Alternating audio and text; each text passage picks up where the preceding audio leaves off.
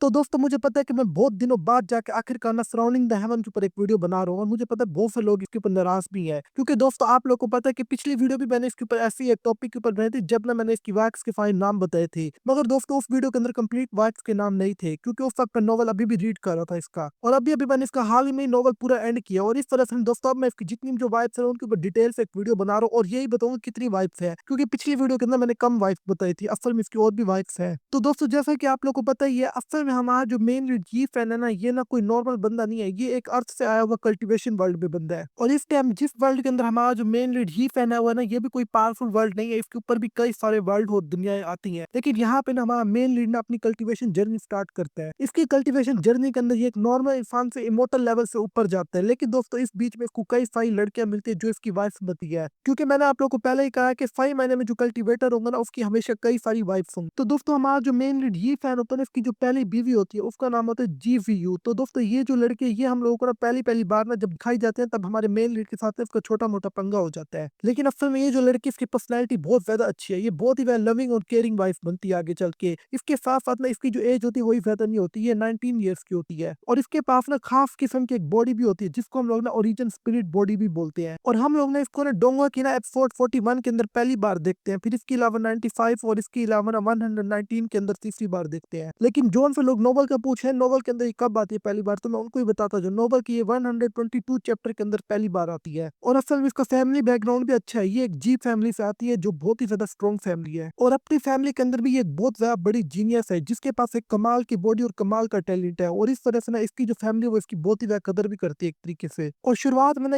ये फैन के साथ ना एक छोटी मोटी जर्नी पे भी जाती है जहां पर ना इसको ना हल्का करके ये फैन की फीलिंग्स आने लग जाती है। और आगे चल के जो जी फैमिली होती है वो ना हमारा जो मेन जी फैन है ना उसकी कई जगहों पे हेल्प भी करती है। और सही बात है तो बहुत से लोगों का ये करेक्टर फेवरेट है, यानी ये जो जी वन लड़की है ना बहुत से लोगों की फेवरेट है। और बहुत से लोग पहले ही चाहते थे कि काश ये उसकी वाइफ हो, और हम लोग ना इसको नोवेल के एंड में ना हमारे मेन लीड की वाइफ बनते हुए भी देखते हैं। और असल में इसकी और ये फैन की ना एक बेटी भी होती है जिसका नाम ये जी होता है, और जिसको हम लोग ना फैक्ट्री डून नोवेल के अंदर भी देखेंगे। फैक्ट्री डून नोवेल के बारे में मुझे नहीं लगता कुछ बताने की जरूरत है, इसके ऊपर मैंने कई दफा जिक्र भी किया अपनी वीडियोस के अंदर। और बहुत से लोग ना फैक्ट्री डून की स्टोरी लाइन जानना चाहते हैं, तो दोस्तों मैं उसके ऊपर भी जल्दी आपको एक वीडियो बना के देने वाला हूँ। तो दोस्तों अब अगले नंबर पे जोन फिश की वाइफ आ रही है, उसका नाम है चेन जी। तो दोस्तों ये जो लड़की है इसको बहुत ही ज्यादा इंटेलिजेंट बोला गया नॉवल के अंदर, यानी जितनी भी जो मेन फीमेल लीड है ना उन सब में से ज्यादा इंटेलिजेंट है ये। लेकिन ये चीज तो कुछ भी नहीं है, यहाँ तक कि मोटल वर्ल्ड के अंदर भी ना जो हमारा जो मेन लीडर है ये फैन वो इसके साथ रहता था, और बचपन से लेकर जवानी तक इस लड़की ने कभी भी हमारे मेन लीड के साथ कोई भी आर्ग्यूमेंट नहीं किया। ये बहुत ही ज्यादा दिमागी तौर पर मिच्योर थी और ये हमेशा हमारे मेन लीड को समझने की पूरी कोशिश करती थी। यहाँ तक कि ये हमारे मेन लीड से शुरू से ही प्यार करती है मगर इसको खुद भी नहीं पता चल रहा होता। और बहुत से ऐसे फैसले हमारा मेन लीड ना अक्सर इससे पूछ के भी लेता है, क्योंकि जहाँ पे हमारा मेन लीड फंस जाए और उसको कभी कुछ समझ ना आ रहा हो ना तो अक्सर वो इसके पास मशवरा लेने के लिए भी जाता होता है। और बहुत से लोगों को शायद ये बात भी पता हो, असल में ना इसके पास हेवन और अर्थ का विजडम भी है। और इसके अलावा ना इसकी आज तक हमारे मेन लीड के साथ कभी भी किसी बात पे ही बहस नहीं हुई, यहाँ तक कि शादी के बाद भी नहीं होती। ये बिल्कुल हमारे मेन लीड को समझ के चलती है। आप लोग ये बोल सकते हो कि ये असल में ना एक बहुत ही ज्यादा मिच्योर और अक्लमंद वाइफ होती है हमारे मेन लीड। और इसके अलावा इसके साथ ना हमारे मेन लीड का एक बेटा भी होता है, और दोस्तों याद रखना इसका बेटा कोई नॉर्मल बंदा नहीं होता, उसका नाम होता है ये यीशुआन। और दोस्तों ये बात मैं इसलिए कर रहा हूँ क्योंकि इसकी जो बेटी होती है ना, यानी ये यीशुआन की जो बेटी होती है वो असल में ना हम लोग ना परफेक्ट वर्ल्ड सीरीज के अंदर देखते हैं जिसका नाम है ये किंग वान होता है। और दोस्तों आप लोगों को पता है कि परफेक्ट वर्ल्ड सीरीज के अंदर भी ये एक इंपॉर्टेंट करेक्टर है, यानी ये जो ये किंग वान जो हम लोग को परफेक्ट वर्ल्ड सीरीज के अंदर दिखाई जाती है कोई नॉर्मल नहीं होती, बल्कि फ्राउनिंग द हेवन सीरीज का जो मेन लीड है ना उसकी ग्रैंड डॉटर होती है। तो दोस्तों अब जो तीसरे नंबर पे हमारे मेन लीड की वाइफ आ रही है उसका नाम है आनमुई। तो दोस्तों ये जो लड़की है ना ये बहुत ही ज्यादा ब्यूटीफुल वुमेन है, यानी एक तरीके से आप लोग कह सकते हो फ्राउनिंग द हेवन सीरीज की ना मोस्ट ब्यूटीफुल वुमेन्स में से एक है। और याद रखना ये बात नॉवल के अंदर लिखी हुई है, मैं अपनी तरफ से नहीं बोला जा रहा। तो दोस्तों ये जो आमुई है ये ना असल में जितनी भी जो नन्स है ना उनकी हेड है। और दोस्तों आप लोग इन नन्स को समझ के ये ना समझ लेना कि असल में ना ये बिल्कुल शरीफ नन्स है, ये असल में ड्यूल कल्टीवेशन करती हैं। लेकिन जो आमुई है बिल्कुल प्योर है, इसका आज तक कोई एक भी पार्टनर नहीं रह चुका, ना इसको अभी तक मिला है। और इसका जो पहला पार्टनर होता है वो हमारा खुद का मेन लीड होता है। लेकिन इसके साथ साथ ना ये बहुत ही ज्यादा प्योर हार्टेड होती है, यानी ये किसी के लिए ज्यादा बुरा नहीं सोचती। और इसके अलावा दोस्तों ये अपने गुस्से पे भी बहुत ही ज्यादा अच्छे से कंट्रोल कर लेती है। लेकिन फ्राउनिंग द हेवन सीरीज के अंदर ना ये ना मर जाती है, और आखिरी टाइम में ना ये ना हमारे मेन लीड के साथ ही होती है और अपना टाइम उसके साथ स्पेंड करती है। लेकिन एंड में जाके मर भी जाती है, और इसके मरने पे हमारा मेन लीड बहुत ही ज्यादा रोता है। और ऐसा हमने अपने मेन लीड को पहले कभी भी नहीं देखा होता नोवेल के अंदर, क्योंकि जब ये मरती है ना उस वक्त हमारा जो मेन लीड होता है वो इससे बहुत ही ज्यादा प्यार कर रहा होता है। ये ना बस ना अपने कल्टीवेशन लेवल को बढ़ाने के चक्कर में मर जाती है बेचारी। लेकिन आप लोग को ज्यादा उदास होने की जरूरत नहीं है, हम लोग फैक्ट्री फैक्ट्री ढूंढ नॉवल के एंड में ना इसको देखते हैं, ये हमारे मेन लीड के साइड पे खड़ी होती है और इसके अलावा एक और लड़की भी होती है जो मर जाती है, लेकिन वो भी एंड में ना हमारे मेन लीड के साइड पे खड़ी होती है। उसके बारे में आगे चल के मैं आप लोग को बताऊंगा भी। और हम लोग को फैक्ट्री ढूंढ नॉवल के अंदर ये बात कंफर्म कर दी गई है कि ये रीइंकार्नेट हो जाती है, यानी हमारा मेन लीड इसको रीइंकार्नेट कर लेता है, क्योंकि हमारा जो मेन लीड होता है वो डॉग की पावर पे फुली कंट्रोल ले लेता है जब frowning the haven series and होती है तब। तो दोस्तों अब अगले नंबर पे जॉन सी वाइफ आ रही है, उसका नाम है क्यून जाओ। तो दोस्तों ये जो लड़की होती है वाकई में बहुत ही ज्यादा कमाल की लड़की है। ये जब हम पहली बार देखते हैं ना इसको, ये डिमंस के साथ फाइट कर रही होती है, मतलब डिमंस के साथ मिलकर ह्यूमंस के साथ फाइट कर रही होती है और बहुत ही ज्यादा जबरदस्त इसकी फाइट चलती है उस वक्त। और दोस्तों उसी वक्त से ना मुझे एक कैरेक्टर वाकई में बहुत ही ज्यादा पसंद आया था। इसकी शुरू में तो हमारे मेन लीड के साथ कोई खास बनती नहीं थी, मगर दोस्तों ये उन कैरेक्टर्स में से जो हमारे मेन लीड का टैलेंट 5 महीने पहचान जाते हैं। यानी इसको असल में पता था कि आगे चल के हमारा मेन लीड बहुत ही ज्यादा तरक्की करेगा और ये हमारे मेन लीड को 5 महीने पहचान गई, लेकिन उस वक्त ने ये ना हल्का करके ना हमारे मेन लीड की प्यार में भी गिर जाती है। ये अपनी पूरी कोशिश करती है, यहाँ तक कि अपनी जान तक लगा देती है कि ये किसी तरीके से ना हमारे मेन लीड के बराबर आ जाए कल्टीवेशन में, ताकि उसके साथ में हमेशा खुशी खुशी रह सके। अभी मैंने आपको कहा है ना कि ये कल्टीवेशन में हमारे मेन लीड के बराबर या उसके पास आने में जितनी भी जो कोशिश करती है उसमें अपनी जान तक लगा देती है। तो दोस्तों ये ऐसे कोई कहावत नहीं या ऐसी कोई बात नहीं है, ये लड़की सच में अपनी जान लगा देती है और ये एंड में मारी जाती है इसी चक्कर में, कल्टीवेशन लेवल इंक्रीज करने के चक्करों में, और ये बिल्कुल मर जाती है। ये देख के ना हमारे मेन लीड को बहुत ज्यादा तकलीफ होती है, लेकिन आगे चल के उसकी जो तकलीफ होती है दुख में बदल जाती है जब उसको सही मायने में एहसास होता है कि असल में वो लड़की इससे इतना ज्यादा प्यार करती है। असल में हमारा मेन लीड ना इसकी तरफ शुरू से ही अट्रैक्ट होता है, मगर उसको कहीं पता नहीं लग पा रहा होता, लेकिन जब उसको पता लगता है ना कि इसके मरने की खबर, तब हमारे मेन लीड को सही मायने में दुख होता है और उस वक्त हमारे मेन लीड को एहसास होता है कि असल में वो इससे प्यार करता था। और याद है शुरू में मैंने कहा था कि डीमन के साथ मिलकर ह्यूमंस के साथ फाइट कर रही होती है, तो दोस्तों असल में ये डीमन होती है जो ना एक डीमन से ना इंसान के अंदर फॉर्म लेके आई होती है, यानी असल में ये ट्रांसफॉर्म हुई होती है। और ये डीमन क्लैन की ना प्रिंसेस जानरू की ना असल में सर्वेंट होती है, ये उसको शुरू से ही फॉलो करती है, लेकिन जब ये हमारे मेन लीड के साथ होती है ना और उसके बाद कुछ जल्दी इसको क्लियर करती है, तब हल्का करके ना इसके दिल में ना हमारे मेन लीड के लिए फीलिंग आने लग जाती है और उसके बाद फिर ये हमारे मेन लीड को फॉलो करने लग जाती है हर जगह। लेकिन पहले तो हमारे मेन लीड को एहसास नहीं होता और इस लड़की को भी एहसास नहीं होता असल में, लेकिन हल्का करके जब ये हमारे मेन लीड के साथ रहते हैं इसको पता लग जाता है कि असल में ना ये हमारे मेन लीड से प्यार करती है। लेकिन फायर सी बात है, सराउंडिंग द हेवन सीरीज के अंदर तो इनकी किस्मत आपस में नहीं मिल पाती, क्योंकि ये अपनी कल्टीवेशन लेवल्स में ना फेल हो जाती है और अपना कल्टीवेशन अपग्रेड नहीं कर पाती, जिस तरफ ये मारी जाती है। और मैं आप लोग को एक और बात बता दूं, ये असल में हाफ डीमन है और हाफ ड्रैगन है, यानी ये फुली डीमन भी नहीं है। जो लोग डोंगो देख के कहेंगे ना कि नहीं यार ऐसा नहीं है, ये हमारे मेन लीड की वाइफ नहीं बनती, तो दोस्तों मैं आप लोग को बात बता दूं, डोंगो वाले बहुत ही ज्यादा दबाने की कोशिश कर रहे हैं, लेकिन असल में नोवेल में बिल्कुल क्लियर किया हुआ है ये हमारे मेन लीड की वाइफ बनती है सराउंडिंग द हेवन सीरीज के अंदर, लेकिन ये मारी जाती है। और असल में जो 5 महीने में ऑफिशियल वाइफ बनती है ना वो फैक्ट्री ढूंढ के अंदर जाके बनती है। जैसा कि मैंने आपको कहा है कि एक और लड़की भी आमू ये के साथ ही खड़ी होती है जब हमारा मेन लीड हमें दिखाया जाता है फैक्ट्री ढूंढ के अंदर, और असल में वो लड़की और कोई नहीं बल्कि क्यून जाओ होती है, आमू ये के साथ जो खड़ी होती है। इसको भी हमारा मेन लीड ना दोबारा से रीइंकार्नेट होने में हेल्प करता है, क्योंकि जैसा कि आपको पता है हमारा मेन लीड ना डॉग की पावर को फुली कंट्रोल कर लेता है। और हाँ, मैं आप लोग को बताना भूल गया कि पिछली वीडियो के अंदर मैंने इसका जिक्र नहीं किया था, क्योंकि अभी तक ना मैं नोवेल क्लियर नहीं किया था, इस वजह से जब नोवेल एंड करता हूँ फिर मुझे सही मायने पता लगती है। तो दोस्तों ये बात तो माननी पड़ेगी, ये फैन जितना वह शरीफ दिखता है असल में इतना वह शरीफ नहीं है। शिया और शक्ल से तो कभी ना दिखता है, उसके काम भी कुछ ऐसे ही है, लेकिन उसकी भी 3 वाइफ्स होती है, ये फैन की तो टोटल 4 वाइफ्स हो जाती है। सेक्रेड ढूंढ का जो नोवेल है ना उसके अंदर जो उसका मेन लीड है वो वह शक्ल से कमीना लगता है और उसकी हरकतें भी कुछ ऐसी है, लेकिन असल में ना उसकी ये फैन और शी हो से कम वाइफ्स होती है। बहुत से लोग बोलते हैं कि यार शी हो और ये फैन की ना दूसरे नोवेल के अंदर और वाइफ देने की क्या जरूरत आई थी। तो दोस्तों जैसा कि मैंने आपको पहले कहा है, ये दोनों एक बहुत बड़े एम्परर बन जाते हैं। सेक्रेड ढूंढ के अंदर हम लोग को ऐसा ही दिखाया जाता है, और कोई भी एम्परर है ना अगर वो 5 महीने में पावरफुल एम्परर है उसकी एक वाइफ कभी भी नहीं होगी, उसकी ज्यादा वाइफ्स होती है। और चाइना में जो पावरफुल बंदा होता है ना उसको पहचान ही ऐसे मिलती है कि उसके पास कितनी वुमेन्स है, और इसी से ही कहते हैं कि यार ये बंदा बहुत ज्यादा पावरफुल है। और यहाँ पे मैं एशियन चाइना की बात करूँ, जाहिर सी बात आज के दौर में ऐसा कैसे होता है। अगर दोस्तों आप लोग को ये वीडियो अच्छी लगे तो मैंने इसकी कल्टीवेशन लेवल के ऊपर वीडियो बनाई हुई है ये फैन की, किस एंड में कौन सा पावरफुल लेवल आता है और ये कहाँ तक आगे जाता है। अगर आप लोग वो वीडियो भी देखना चाहते हो उसको ही मैं इसी वीडियो की एंड स्क्रीन पे लगा दूंगा। लेकिन अगर आप लोग बहुत अलग अलग मांगा देखना चाहते हो जो डोंगवा के हैं उनको मैं अपने थर्ड चैनल पे एक्सप्लेन कर रहा हूँ, मैं अपने थर्ड चैनल का लिंक किसी वीडियो के नीचे डिस्क्रिप्शन में डाल दूंगा। तो दोस्तों मैं मिलता हूँ आप लोगों से बिल्कुल एक और न्यू वीडियो के अंदर, तब तक के लिए आप लोग अपना अच्छे से ख्याल रखना।